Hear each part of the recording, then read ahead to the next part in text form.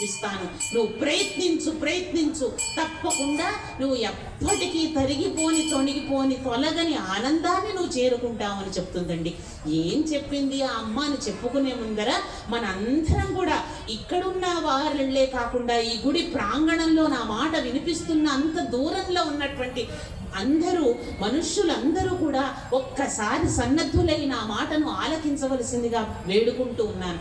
మనందరం కూడా ఈ పవిత్రమైనటువంటి జగన్నాథపురంలో వెలిసినటువంటి స్వామి సన్నిధిలో, ఈ ఆలయంలో ఈరోజు కార్తీక మాసం, కార్తీక పౌర్ణమి కార్తీక సోమవారం సందర్భంగా మనం స్వామివారి యొక్క పాదాలకు బాలాత్రిపుర సుందరి సమేత స్వామివారికి మనం అందరం ఒక సంకల్పం చేసుకుందామండి, ఒక అర్జీ పెట్టుకుందాం. ఏమని అంటే, స్వామి ఈరోజు అందరం కలిసికట్టుగా నీకు ఒక విన్నపాన్ని వినమ్రంగా సమర్పించుకుంటున్నాం.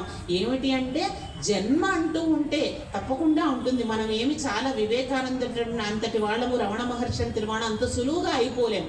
కాబట్టి మరు జన్మలో కూడా మమ్మల్ని అందరినీ కూడా ఈ ధర్మంలోనే పుట్టించు, హిందూగానే మనల్ని పుట్టించు అని చెప్పి మనందరం కూడా సంకల్పం చేసుకుందాం.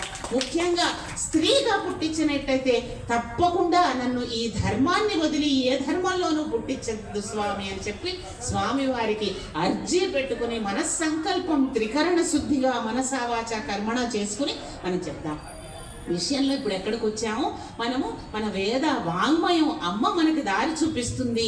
మనం ఆనందం కోసం వెతుక్కుంటున్నాం, అమ్మ వెంపర్లాడిపోతున్నాము, వెనుతిరగలేని వెతుకులాటంలో నలిగిపోతున్నాం, కమిలిపోతున్నాము, సుఖం వస్తుంది దుఃఖం వస్తుంది అనుకుంటున్నాం.